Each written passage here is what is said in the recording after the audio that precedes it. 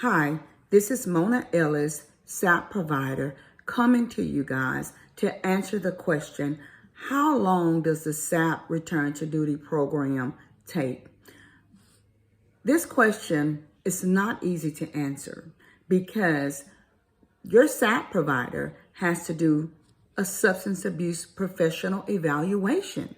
That is a clinical assessment. We do this evaluation based on the American Society of Addiction Medicine.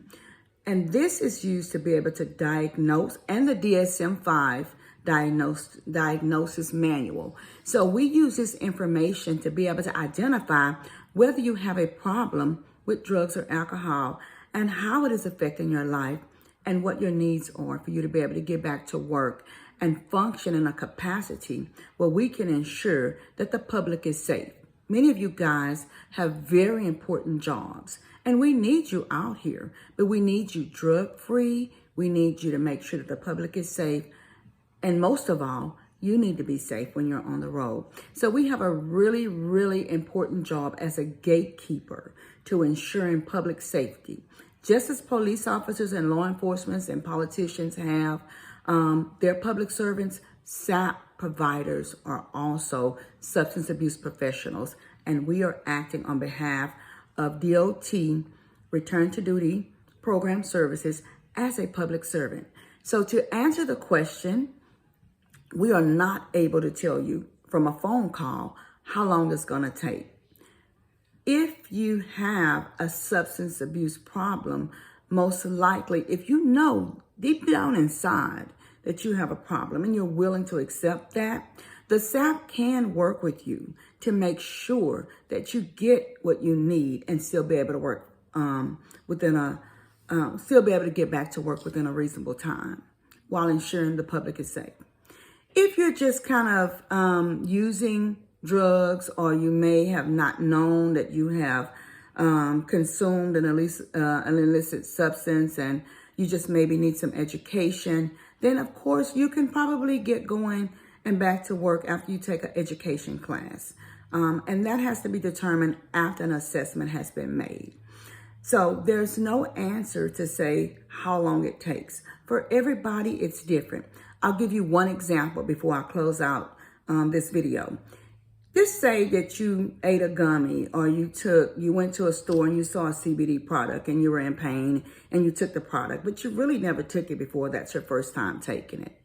Okay, that means that you probably need a little bit of education and knowledge about drugs and alcohol and how it can impact you and affect your life. Even though this is legal, if it has THC in it and you test positive on a test, you need to let your SAP provider know. So she'll be able to assess you at a level of care where you can get education, and that's pretty much it. And sometimes classes are 8 hours, 12 hours, 16 hours, 24 hours. That SAP is going to assign you a level of care, ASAM level 0.05 all the way to 3.5. That's our level of care range.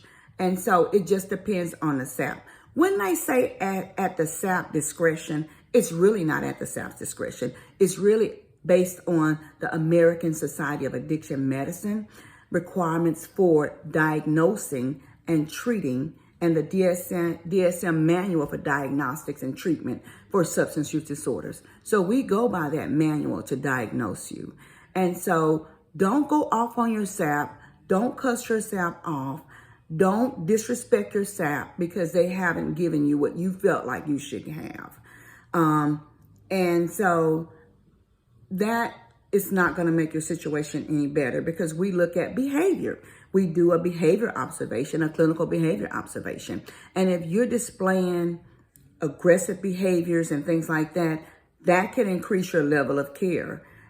And that can show that, you have a problem with coping and managing problems. And I hope I'm not being, telling you anything that's going to upset you, but it's really how we diagnose any type of disorder or behavior disorder or substance disorder. So really try to get with your SAP. You can still express your needs and your wants, and you can still disagree in a healthy manner where you're not hurting anybody or you're not being disrespectful or verbally abusive or hostile, okay? I hope this video was helpful. Remember, SAPs will not be able to tell you from a phone call how long it's going to take. You got to get the assessment done, all right? Thank you for tuning in and enjoy your day.